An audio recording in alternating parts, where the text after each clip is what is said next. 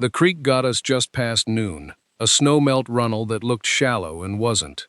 And by the time we'd crossed it, my boots had taken on enough water that I could feel the cold working up through my ankles, into my shins, like something with intent. 3 days out of Silverton. 3 days of hard trail along the eastern base of Harrow Ridge, where the spruce grew so dense in places that you lost the sky entirely and had to navigate by the angle of shadow on the ground. My pack sat at just over 40 pounds, and the straps had been eating into my shoulders since the first morning, when the dried venison we'd resupplied with added more weight than I'd counted on at the trading post counter. That trading post. A man named Gideon Price ran it.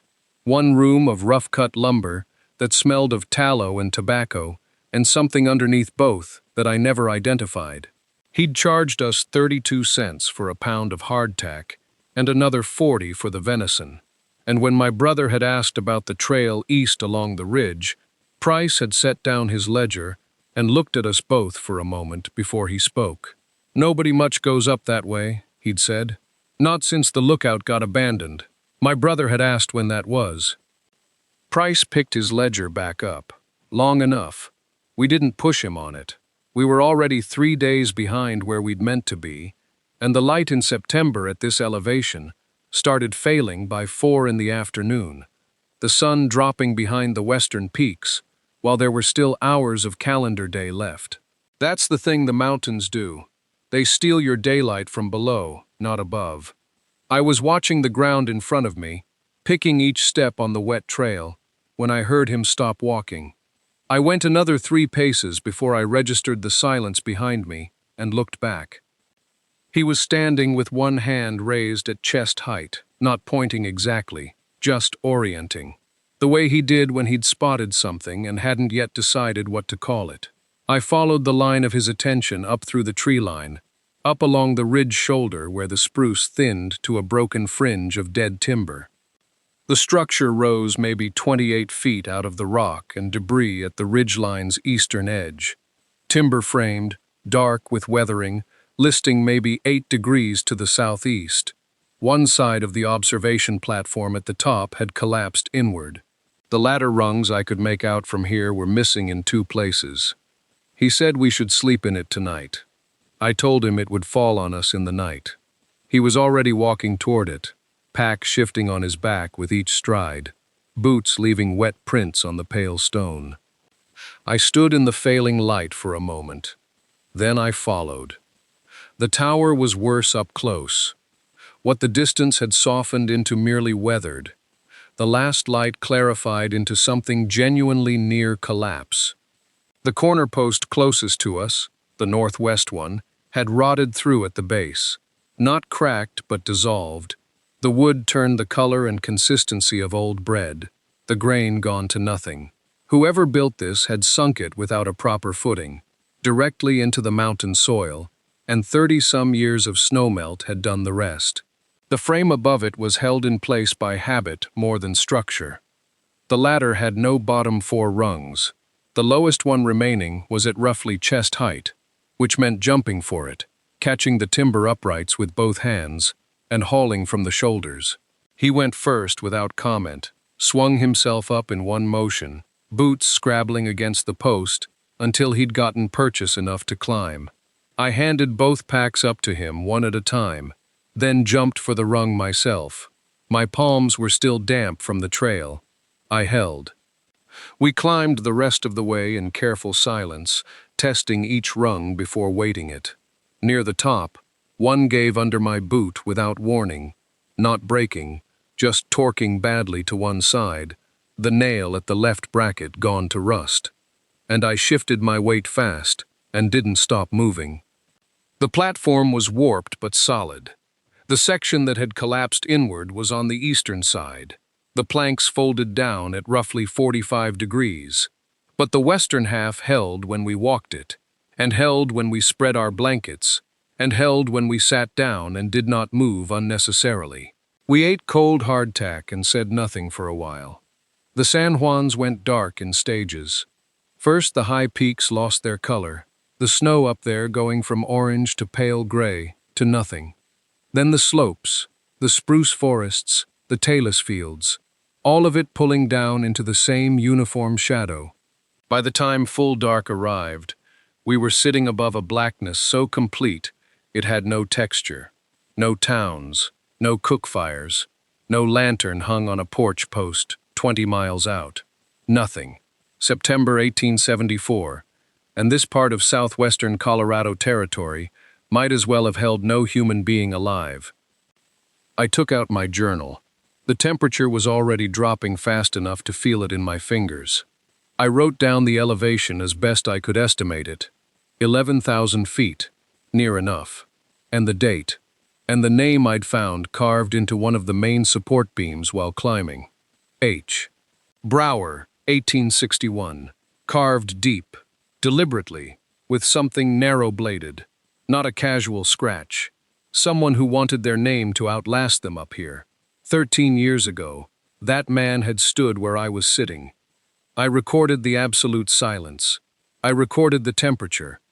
Then I capped the charcoal stick and lay back on the warped planks and looked up at more stars than I had words for. I woke before the sky changed color. Not from cold, though the cold was there, the kind that settles into planks and wool and works its way through to the skin somewhere around the 3rd hour of sleep. I woke because something in me decided I was finished sleeping, the way it sometimes happens at altitude, where the thin air makes rest feel provisional. I lay still for a moment. My brother's breathing was slow, and even beside me. The stars had wheeled a long way west. I got up and went to the northwestern edge of the platform to use it, the way you do when there are no walls and the drop falls away cleanly into darkness. I looked out of habit. You look. In open country you always look, because the eye needs something to do, and the brain needs to know what's out there. The sky was not yet light, a deep blue-black, the last stars still hard and sharp. But the horizon to the northwest had just enough pre-dawn definition that I could read the ridgelines. Fold after fold, the spruce canopy below us, then a saddle, then another ridge, then a long descending valley I couldn't quite see the floor of, then the dark shapes of peaks beyond that. 4 miles, maybe 4.5. The old trapper who'd sold us flour and dried peas in Silverton had said that country was nothing. Blow-down timber, shale fields, bad footing, no water worth drinking before August. He'd said it the way men say things they know from having turned back. The smoke was rising out of that fold. A single thread, gray-white, steady, rising in a column that barely moved, then bled out and vanished against the pre-dawn sky. I stood there and did not move for a long time, longer than I would have admitted to anyone. Maybe 2 minutes, maybe more. It was not a wildfire. I had seen wildfire smoke, brown and coiling, spreading at the base, hunting for the next fuel. This was nothing like that. This was a fire that someone was managing. Someone had fed it before they lay down and would feed it again when they rose. It was the kind of smoke a stove makes, the kind a fire makes inside 4 walls where you can regulate the burn. The kind only one thing makes. I turned and looked at my brother. He was curled under both our blankets, his hat pulled over his face against the cold, his breathing unchanged. He would say, "Wait." He would say there were explanations. He would say, "We had a week's worth of supplies, and no obligation." I crouched down and put my hand on his shoulder and shook it once, then twice, then a 3rd time, until he pulled the hat off his face and looked up at me with the flat, irritated look of a man who has been sleeping well. I pointed northwest. I didn't say anything. He would see it. He sat up slowly, pulled the blanket off his shoulders and set his hat on his head, and looked northwest for a long time without speaking. I watched his face. He had a way of going still when he was thinking, not the stillness of a man who doesn't care, but the stillness of a man running numbers in his head, checking them twice. The smoke was still there, thin, pale, rising clean and straight in the cold air. before the wind caught it and pulled it apart. He said we were 5 days from Silverton by the southern route. He said the Animus drainage would have work through October if we moved. He said we had 4 days of hardtack left, and maybe 2 of the venison, and that winter at this elevation does not negotiate. I said no settlement is charted in that valley. I had looked at every map I could find at the trading post in Durango, a rough one, hand-drawn by a man named Aldous Price, who claimed he'd walked every ridge in the San Juans. Perdition Hollow wasn't on it. No cabin mark, no mine claim, no trapper's symbol. Just a blank fold of paper where that valley should have been. I told him that. I said, whoever is burning that fire does not appear on any map, does not appear to want to. He looked at me. I said that means something. He didn't answer right away. Picked up a piece of grit from the tower platform and turned it between his fingers. Below us, the mountain fell away in long shelves of scree and pine, and the valley we'd come up through was already in morning shadow, the frost still holding on the rock where the sun hadn't reached. 5 weeks to October. He knew the math as well as I did. Better. But he also knew what a blank space on a map means. We had learned that much from our father, or from the absence of him, or from the years that came after. I was never sure which. A blank space is not empty. A blank space is where someone made a decision about what not to write down. He set the piece of grit down. He reached over and picked up his pack by one strap and settled it onto his shoulders. He checked the compass, the small brass one, worn smooth on its edges, and read northwest off it. He didn't say anything. He didn't look at me. He stepped off the bottom rung of the ladder and started walking. I was behind him before he'd gone 10 feet. I didn't say I told you so. That was not how we operated. He had made the decision, which meant it was both our decision, which meant we would walk into whatever this was together, and neither of us would name who had wanted to go first. The ridge dropped away ahead of us. The smoke was somewhere beyond it. The ridge dropped and then the real country started. The first mile was blowdown, a stretch of timber that had come down in some old storm, maybe a decade past, the trunks silver gray, and stacked across each other like the aftermath of something deliberate. We crossed it the only way you can, one log at a time, stepping high, testing before you commit your weight. My brother moved through it steadily, same pace as on clear ground, which was a thing I had always admired and never told him. I clambered and caught myself, and once went down hard on my left knee, on the bark of a fallen pine. I didn't say anything. He didn't look back. Beyond the blowdown, the ground tilted upward into a boulder field. Granite pieces the size of wagon beds tumbled loose from some cliff above us so long ago, the edges had softened. We angled northwest through it. The brass compass checked twice when the terrain tried to pull us south. I counted our steps for a while, and then stopped counting, because it didn't help anything. The false ridge was the worst of it. We crested what should have been the edge of something, and found only another shallow bowl, more timber, a frozen-over seep that cracked under my boot, and another quarter-mile of climbing ahead. My brother stood at the crest and looked at it without expression. Then he walked down into it and up the other side, and I followed him. We had been walking since first light. The sun was past its highest point by the time the terrain finally opened.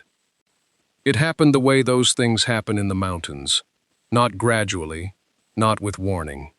One moment there was only timber and rock, and then I stepped past the last line of spruce, and the valley was simply there, below us, as if someone had cut it out of the stone with intention.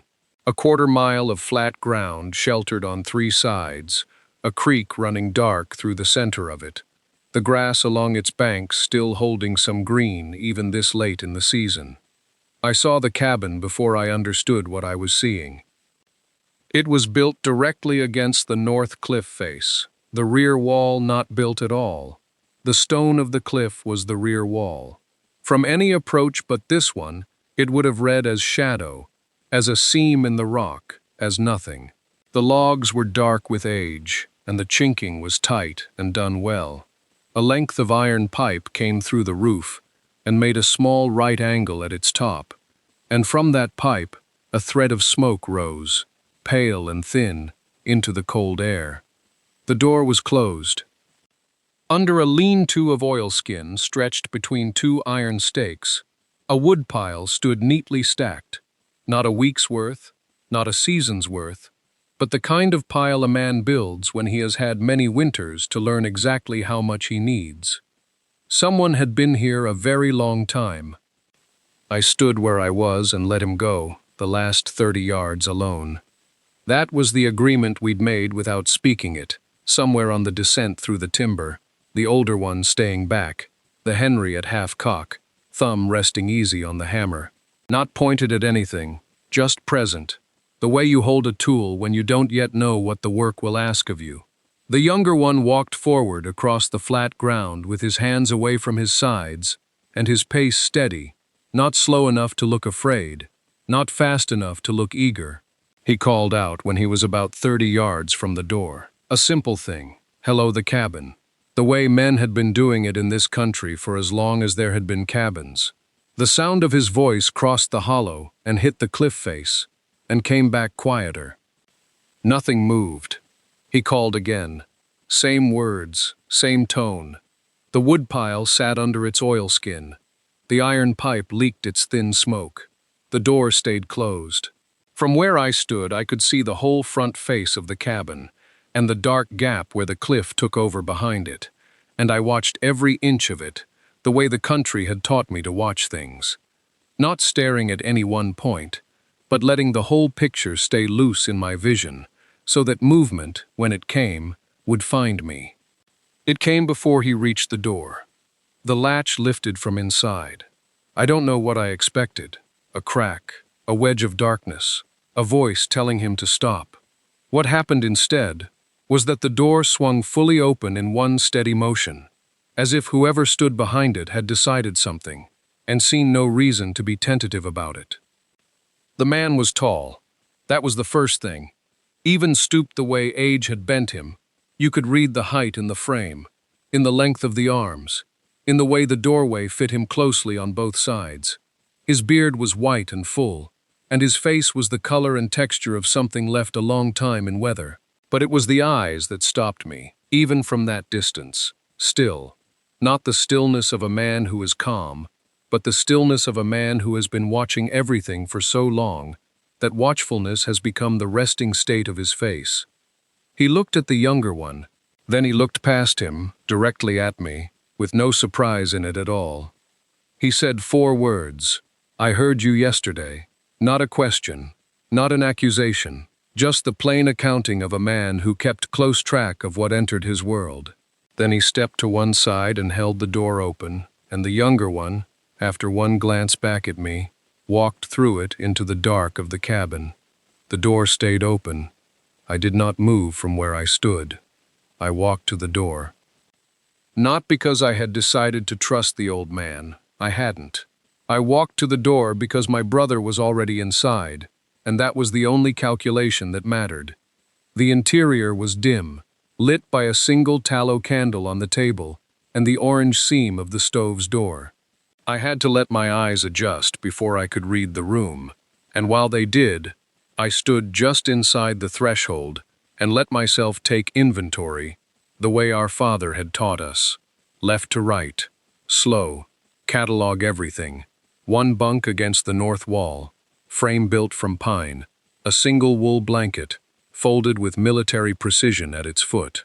One iron stove, black and small, with a stack of hand-split firewood beside it that reached nearly to my shoulder. One shelf above the stove holding 3 tools, a draw knife, a small plane, a folding rule. Each one hung on its own peg, each one clean. A single book lay face down on the table, its spine cracked and whitened from use.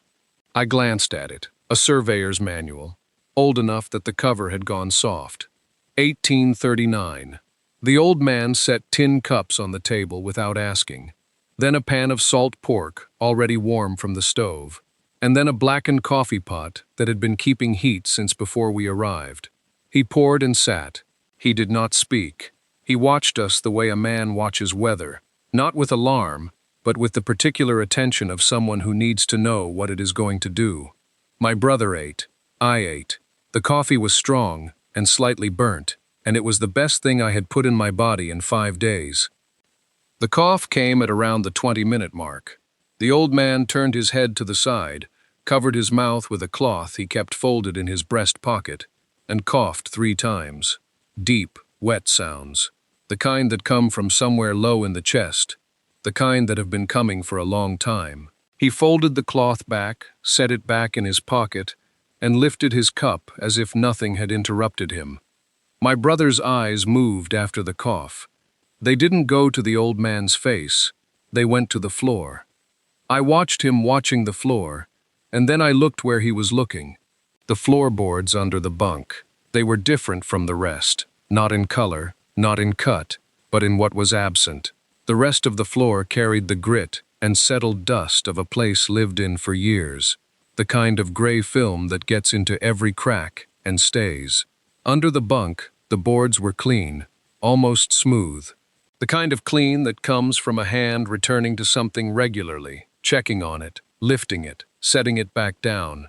The old man refilled my cup without looking at either of us. The afternoon light came through the single window at a low angle and turned the dust in the air to something almost gold. Outside, the wind had picked up.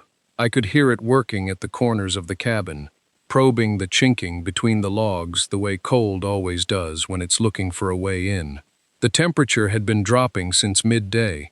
By the time the old man set down his cup and went to add wood to the stove, I could see my own breath in the shadows near the door. He did not offer to explain the clean floorboards.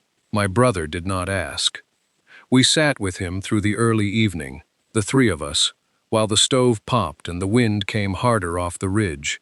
He spoke about the mountains first. The San Juans, in the years before the territory, had a name people used with any confidence. Before the companies came with their capital and their engineered ambition and their complete indifference to the rock they were cutting into. He spoke the way a man speaks about a place he once loved and watched be ruined, not with anger, with a kind of careful, exhausted precision. He said the Consolidated Meridian Company had been running 3 shifts in the autumn of 1843, driving shafts into ground that a careful man would have read as unstable. Shale seams behind the sandstone face, a water table that rose and receded with the weather, timbering put up too fast and too far apart to hold the load they were asking it to hold. He said the men knew. He said some of them had said so. He said the company surveyor, and here he paused, just briefly, one flat pause in an otherwise even recitation, had flagged the concern in a written report that was received, acknowledged, and set aside. Shaft 7. October 14th, 1843. A Tuesday morning, just after the first shift descended. He said there were 11 of them. And then he said their names. I had expected him to reach for something, to pull the ledger from under the bunk, to read from a page. He did not. He sat with his hands folded over his knee and said 11 names in a row, steadily, without hesitation, without hurrying. First name and last, each one given its full weight, separated by a breath. My brother had gone very still beside me. I did not look at him. I kept my eyes on the old man's face, watching his mouth form each syllable, and I understood, before my brother said it later, before either of us put words to it, that we were not hearing memory. Memory falters. Memory searches. This was something else. This was a man who had stood in front of 11 names every single day for 31 years, and spoken them aloud, and refused to let them become silence. The last name settled into the room and stayed there. Then he reached down. No announcement, no pause to prepare us. He simply bent forward from his chair, worked 2 fingers into a gap between the floorboards near his left boot, and lifted. The board came up clean, as if it had been lifted 10,000 times, because it had. Beneath it was a small dark space, and in that space was the book. He set it on his knee, rust-brown leather, 4 inches by 6, with a brass clasp gone dark with age. He did not open it immediately. He rested one hand flat on the cover for a moment, the way you might rest a hand on a sleeping thing, and then he undid the clasp. The first page was dense with careful script, an engineer's hand, even and small, the kind of handwriting trained by years of technical reports. 11 names. Beside each one, an age. Beside each age, a county of origin. The ink was brown now, faded from whatever black it had started as, but every letter was legible. He turned the book so we could see it. I leaned in. My brother leaned in beside me. The names matched what the old man had spoken aloud. I found myself checking them the way you check a sum you already know, just to confirm that the world is still ordered. They all matched. Every one. He turned the page. More entries, but smaller now, and dated. One for every day. I could not read them all. There were 31 years of pages, but I could see the structure of them. A date, a line or two, sometimes more, sometimes only a few words. The handwriting shifted gradually as the pages moved forward. The early entries precise and upright, the later ones looser, the pen pressing harder in some places and barely touching the page in others. He told us what the entries were. He had been keeping account, he said, not of himself, of them. What he remembered of each man, told one day at a time, in whatever order the memories arrived. Then he told us the rest of it. The company foreman had ordered Shaft 7 sealed before any rescue attempt was mounted. There had been a 2-hour window, he said. 2 hours in which something might have been possible. He did not know what, could not know, but something. The order came down. The shaft was sealed. He had signed the report. His name on that page meant that what happened in that shaft was called an accident of the earth, not a decision of men. He had not left this valley in 31 years. He said it without self-pity, without asking us to understand it as punishment. He said it as a fact, the way a man states an elevation or a bearing. He closed the book, but he left it on his knee. That night, I lay awake on the floor near the stove and listened to him on the other side of the cabin wall. It started as coughing, the same wet, rattling kind he'd had since we arrived, the kind that comes from somewhere deep in the chest and doesn't fully stop, just settles for a time before beginning again. But then there was something else in the sound, a pause, the soft, careful movement of cloth. Then silence that felt deliberate, the silence of a man trying not to be heard. I knew what it was before morning. When the light came through the single window, gray and cold, I waited until my brother was fully awake. Then I took him outside. The air bit hard at that hour. Our breath came in short plumes. The valley was still in shadow, the spruce trees black against the pale sky, frost on every surface that had not been touched by wind. I told him what I had heard. He was quiet for a moment. He looked out at the tree line the way he does when he is not looking at anything, when he is working something through. Then he said, "The man is dying. The company dissolved years ago, if it ever even had a name left to dissolve. The nearest court of law is 4 days' ride, minimum, and no judge in this territory was going to ride those 4 days for a mine report from 1843. There was no mechanism in the world, he said, that was still running and could do anything with what we knew. He was not being cold. He was being exact, the way he always is when he is trying to be honest instead of comfortable." I let him finish. Then I said, "The families might still be alive. Not all of them, maybe none of them, but maybe some. 11 men each had a mother, a father, a wife, a brother, something. 11 men went into a shaft, and the company called it an act of God and sealed the paperwork. Nobody who loved those men ever had an accounting. Nobody ever had the name of the man who signed the report, or knew there was a 2-hour window, or understood that what happened down there was a decision and not a disaster." I said, I can't walk away from 11 names. He didn't answer right away. He scuffed his boot across the frozen ground. He picked up a stone and set it back down. Above the ridge, the sky was going from gray to pale gold. The cold was not letting up.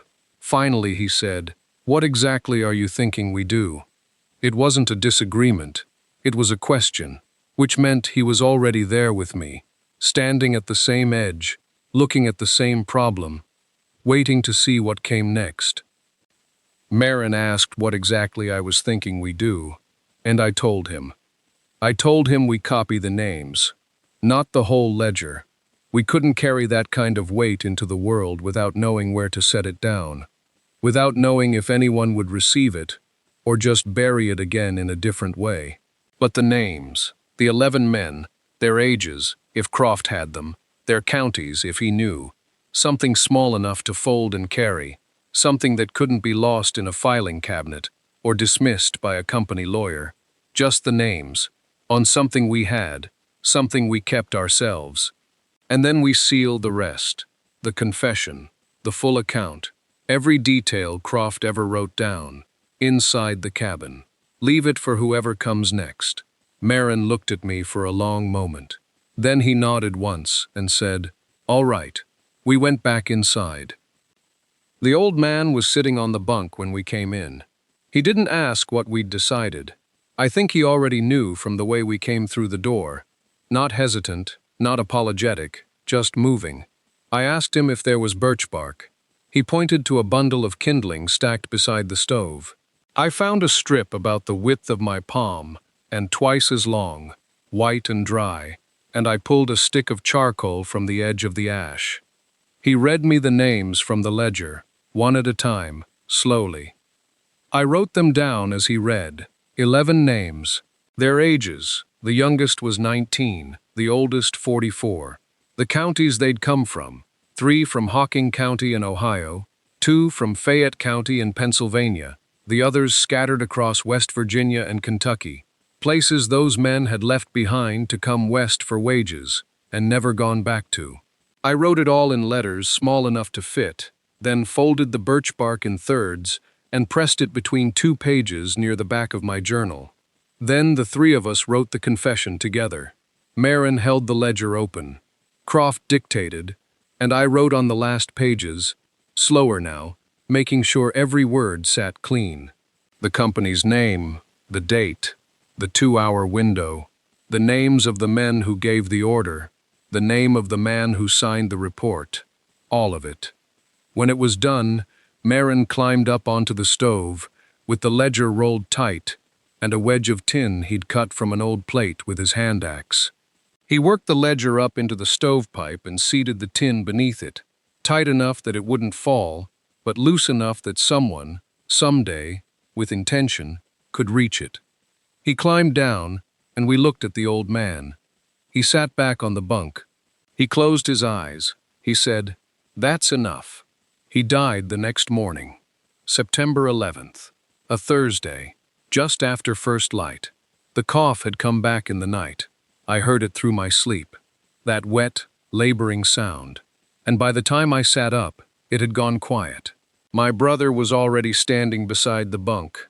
He looked at me and gave a small nod, the kind that doesn't require a word, and we stood there for a moment in the cold of the cabin, while the stove ticked and the mountains outside made no sound at all. We buried him against the north cliff face, below the cabin, in a shallow reach of earth between 2 granite shelves. The ground was still soft enough to work, but only just. Another 3 weeks, and frost would have closed it entirely. We dug with the hand axe and a flat stone, and took turns until we were down 2 feet, which was all the rock would allow. We wrapped him in one of the wool blankets, the brown one, and lowered him in as straight as the space permitted. My brother said nothing over the grave. I didn't either. I thought about the 11 names folded in my journal and figured that was enough words for one place. We stacked the stones at the valley's eastern entrance before we left. 7 of them, each one chosen for flatness, set one upon the other, with enough care that the first hard wind wouldn't scatter them. My brother pressed the top stone down, tested it with his palm. It held. We looked at it for a moment. Then we turned south and started walking. We didn't speak for the better part of 2 hours. The trail climbed out of the hollow and the spruce thinned, and then we were above the tree line with the whole of the San Juans running west in the September light. That particular high country blue that makes distance look simple. We kept moving. I still have those 11 names. They ride inside my journal, folded on birch bark. Between 2 pages I've left blank on either side, so nothing presses against them. 11 men from Pennsylvania, West Virginia, Kentucky. Men who went into a shaft one September morning, 31 years ago, and were sealed inside it by men who knew the numbers and made a different choice. The mountains kept their secret for all that time. Not because the mountains are cruel, because nobody came and asked. That's the thing I keep returning to. Not the ledger, not the old man's 31 years of alone, not even the confession sealed in the stovepipe for whoever comes next. It's simpler than that. There are 2 of us. That's all. 2 pairs of eyes, 2 sets of hands, 1 person to hold the light while the other one reads. If you've got someone like that, stay close to them. If any of this sits with you, subscribe. Leave your story below. We read every one.